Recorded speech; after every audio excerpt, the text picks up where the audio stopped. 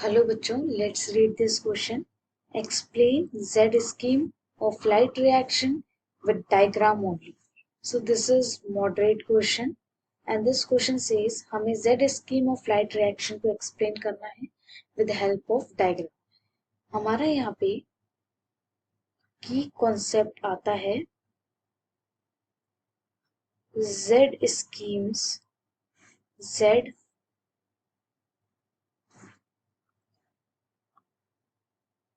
यहाँ पे आता है हमारा की concept Z scheme of light reaction.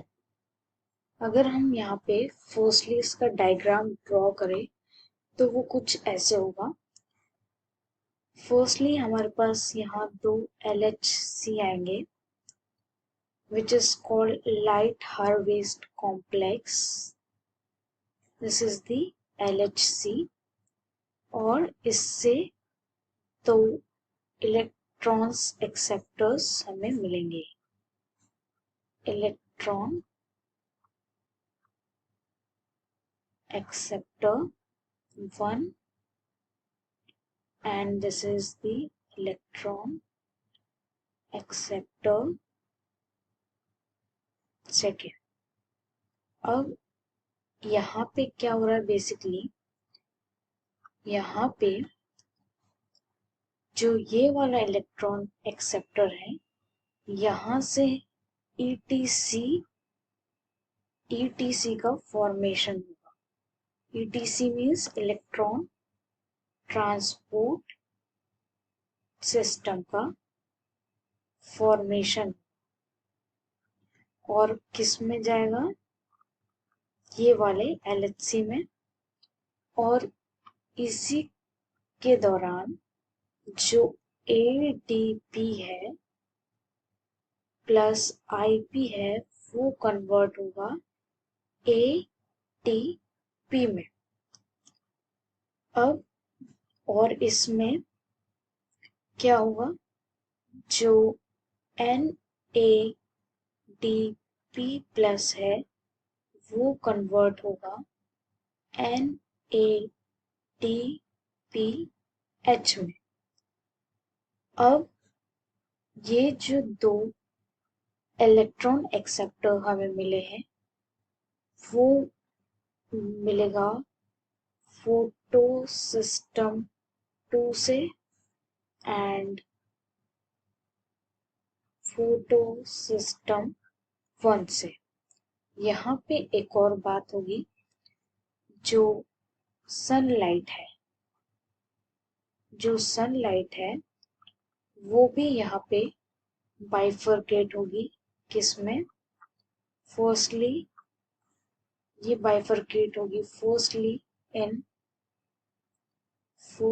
In this वाला LHC, इस वाले LHC में, और दूसरा ये वाले LHC में बाइफरकेट होगी. So this is the diagram of the Z scheme. अब यहाँ पे जो ये वाला LHC है यहाँ पे क्या होगा बेसिकली, जो वाटर मॉलिक्यूल है वो बदलेगा किसमें, दो इलेक्ट्रॉन, वो टूटेगा दो इलेक्ट्रॉन्स में, दो H+ आयन में, हाइड्रोजन आयन में और ऑक्सीजन में. अब अगर हम यहाँ पे इसकी एक्सप्लेनेशन की बात करें तो हम इसके एक्सप्लेनेशन में ये लिख सकते हैं कि जो Z स्कीम है वो बेसिकली थैलेकॉइड में हो रहा है, थैलेकॉइड मेम्ब्रेन में हो रहा है. किसके थैलेकॉइड मेम्ब्रेन में, क्लोरोप्लास्ट की in presence of sunlight. जैसे अगर हम यहाँ डायग्राम में देखें तो यहाँ पे सनलाइट प्रेजेंट है, यहाँ पे जो सनलाइट है वो प्रेजेंट है. अब जो सनलाइट है बेसिकली, जो सनलाइट है वो कन्वर्ट हो रही है केमिकल एनर्जी में, कन्वर्ट टू केमिकल एनर्जी में। अब इस रिएक्शन के दौरान क्या होता है, जो क्लोरोफिल है प्लांट्स में वो सनलाइट को एब्जॉर्ब करते हैं। जो क्लोरोफिल है वो सनलाइट को एब्जॉर्ब करते हैं। उसके बाद वो जो सनलाइट है वो एनर्जी ट्रांसफर होती है फोटो सिस्टम में, जो कि रिस्पॉन्सिबल होते हैं किस लिए, फोटोसिंथेसिस के लिए। किस लिए रिस्पॉन्सिबल होते हैं, फोटोसिंथेसिस के लिए। सेकेंड पॉइंट अगर हम देखें, जो वाटर मॉलिक्यूल है वो किस लिए यूज जा रहा है, ताकि वो प्रोवाइड कर सके हाइड्रोजन आयन को और इलेक्ट्रॉन आयन प्रोवाइड कर सके, ताकि ऑक्सीजन का प्रोडक्शन हो सके। अब अगर हम थर्ड पॉइंट देखें, जो इलेक्ट्रॉन्स हैं और जो प्रोटॉन्स हैं वो यूज्ड हो रहे हैं किस लिए, NADPH के लिए एंड ATP को रिड्यूस करने के लिए। फोर्थ पॉइंट देखें तो जो ATP